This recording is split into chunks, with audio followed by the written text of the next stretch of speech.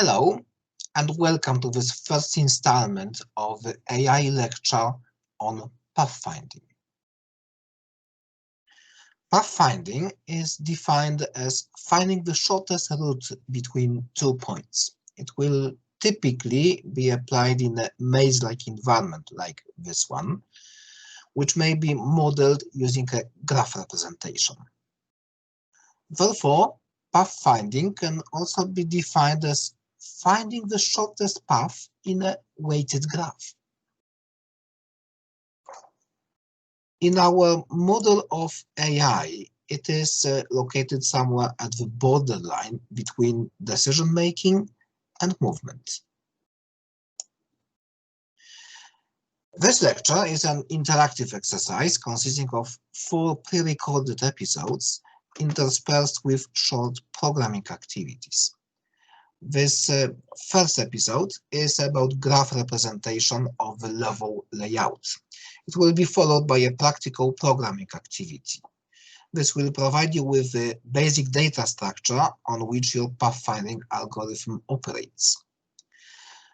The second episode is about waypointing, and it will also be accompanied by a programming activity in which you will make your NPC follow the route.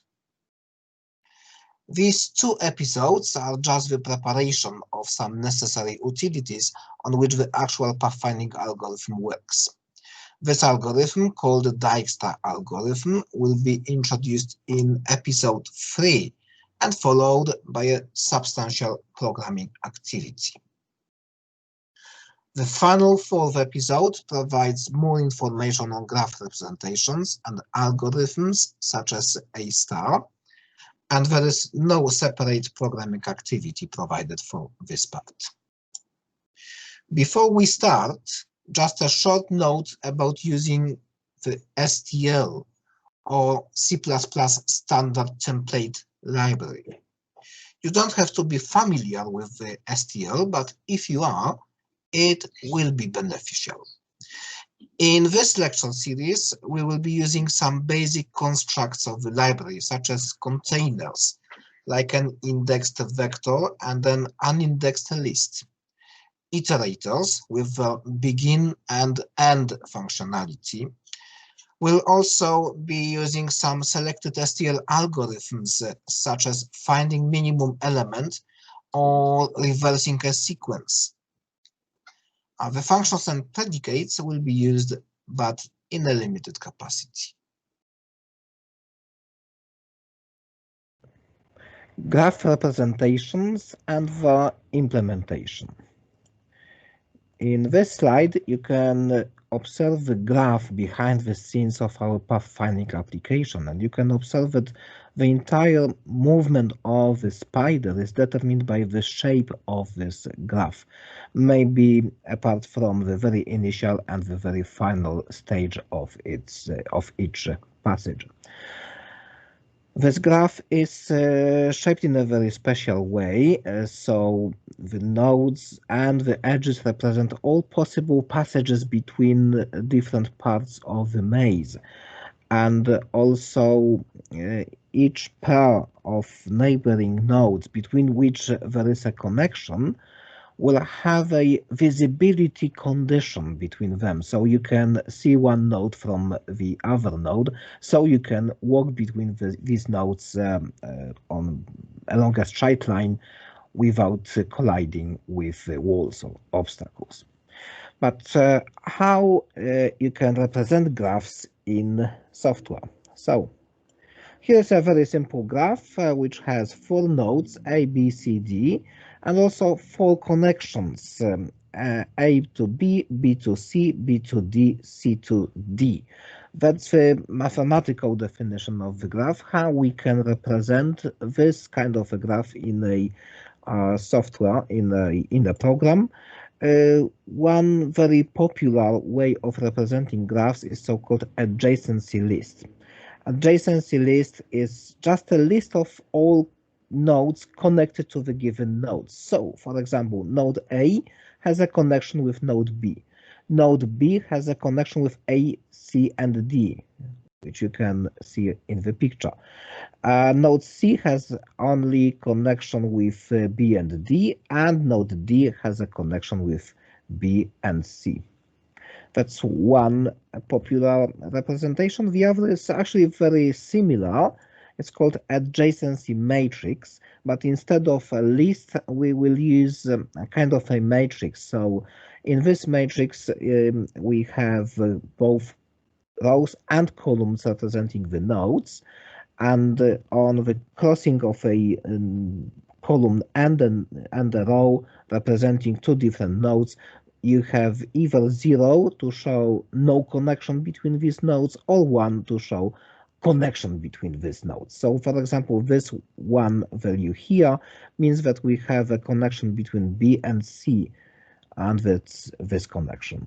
And for example, a 0 here means no connection between A and D, and indeed we have no connection between A and D. So these two representations are equivalent, and we will always choose the one that is more efficient in the given programming model.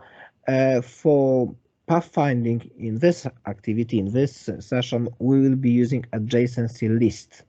But sometimes adjacency matrix can be more efficient because you can very quickly make tests like, is there any connection from B to C?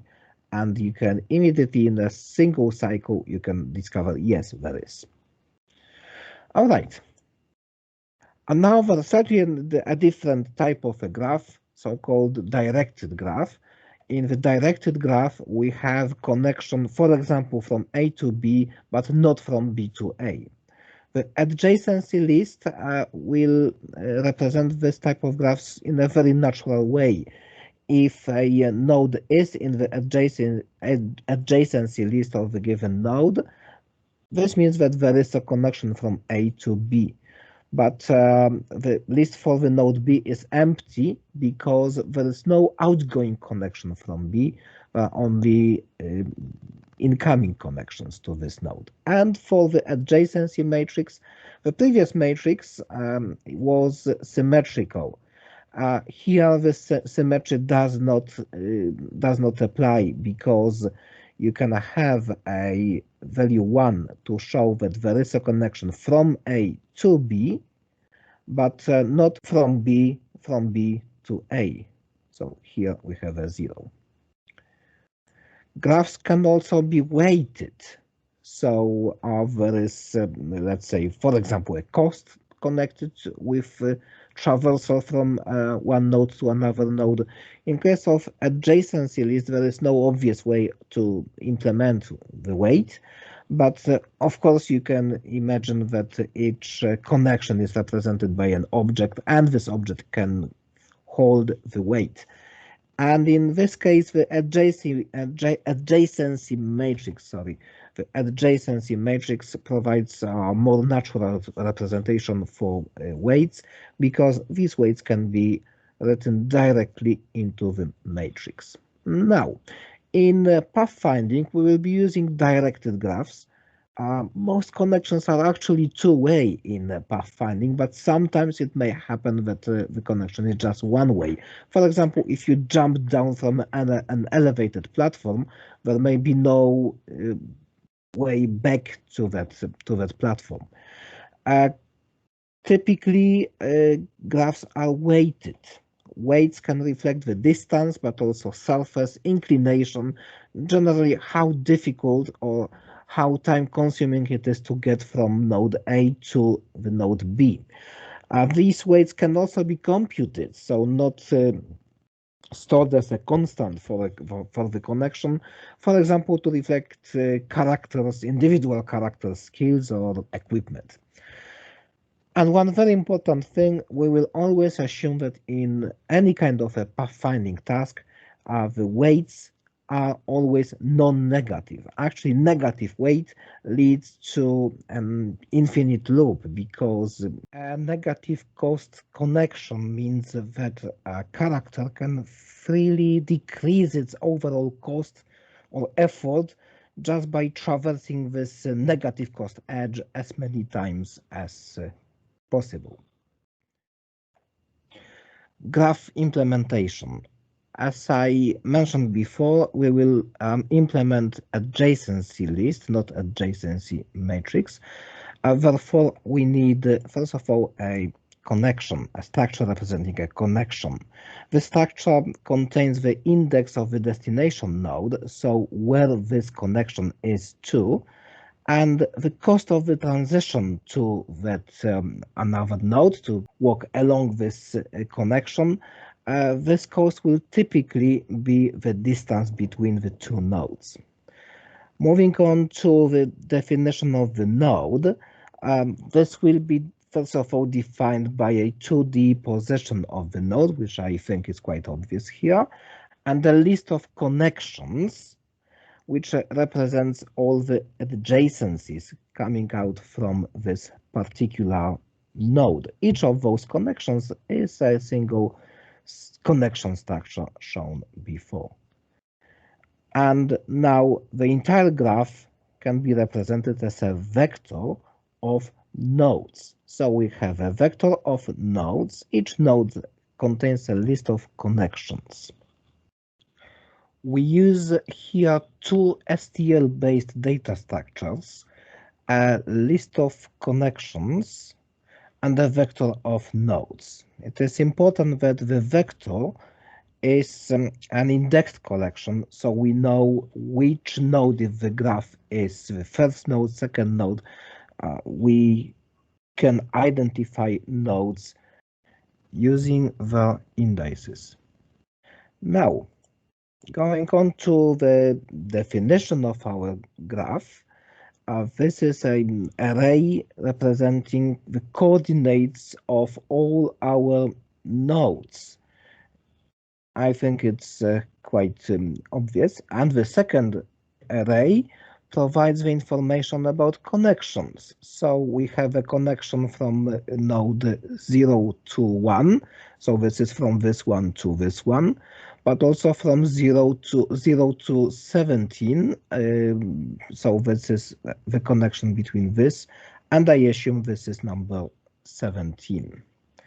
How we can convert these two arrays into our object-oriented structure of the graph that, just as a reminder, looks like this. We have two structures here and a vector.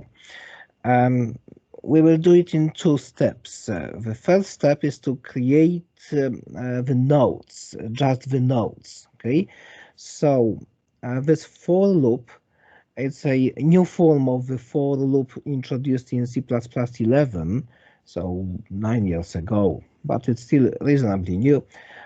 This is a iteration through all items of the array of coordinates.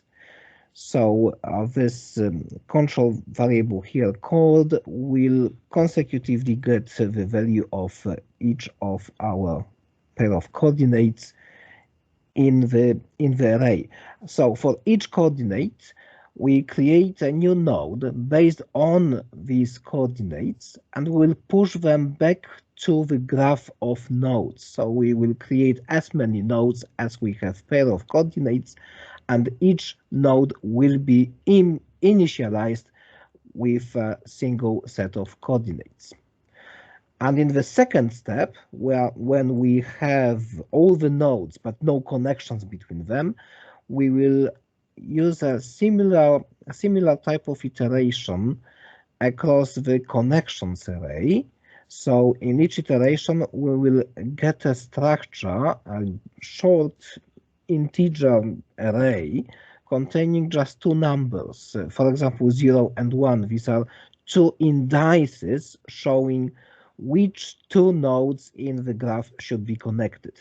So the code here is broken down into a few subsections, okay? So in the first step, we take the index number 1 and index number 2. So it will be 0 and 1, or 0 and 17, or 1 and 2, and so on.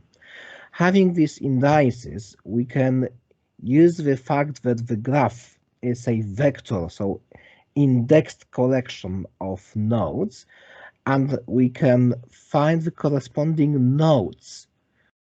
A node corresponding to the index number 1 and the node corresponding to the index 2. The next step is to calculate the cost of the traversal between these two nodes, and in this case it is just the distance between the position of one node and the position of the other node. And in these two final lines we push the new connections, okay? Because our graph, the spider, works in a graph that is always two-way. There are no one-way connections between the nodes. So for the node 1, we create a new connection to the node 2 and push it back to node 1. And for the node 2, we create a new connection back to node 1 or index of the node 1. In both cases, the cost is symmetrical. So the cost to go from the node 1 to the node 2 is the same as the cost to go from the node 2 back to the node 1, which is quite natural because the cost is based on the geometrical distance between the nodes. The pushback function we used here twice is for pushing or adding an element to the back or at the end of a vector of the node, so our graph. Well, it's now time to get to work. This lecture is designed as an interactive activity. So after this introduction, you are supposed to download the Pathfinder project, which you can find in AI projects subfolder in Box, and the link can be found in Canvas. In this project, you should implement the graphs I've just shown you. This implementation should be easy because it's mostly copy and paste. When this is done, you can uncomment the optional code blocks in the CMyGame classes functions onDraw and onInitialize. These code blocks can display the graph on screen, and then build your program, run it, and admire your graph. You should get something like this. At this stage, the spider will not move in any way yet, but you should see the complete graph on screen. All right, a few additional hints. The connection and the node structures should be defined in mygame.h, the header file. Outside the CMyGame class definition, probably the best way is to put them somewhere in the top of this file. The mgraph definition of your graph, the vector of nodes, best to include as a member variable in your CMyGame class definition, of course also in the header file mygame.h. Whether it would be private or public, it's up to you.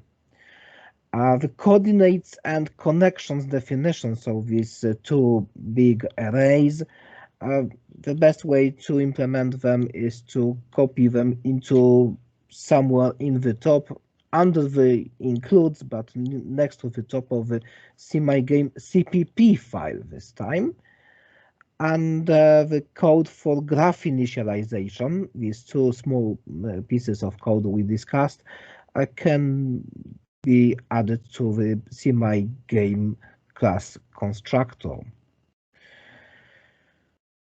All right, so you are now supposed to work on your code, and then you are invited to see the next installment of this activity, which will be about the waypointing. So how to make your NPC, the spider in this case, follow a sequence of C-vector positions.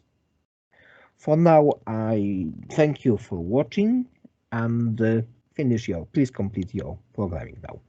Thank you.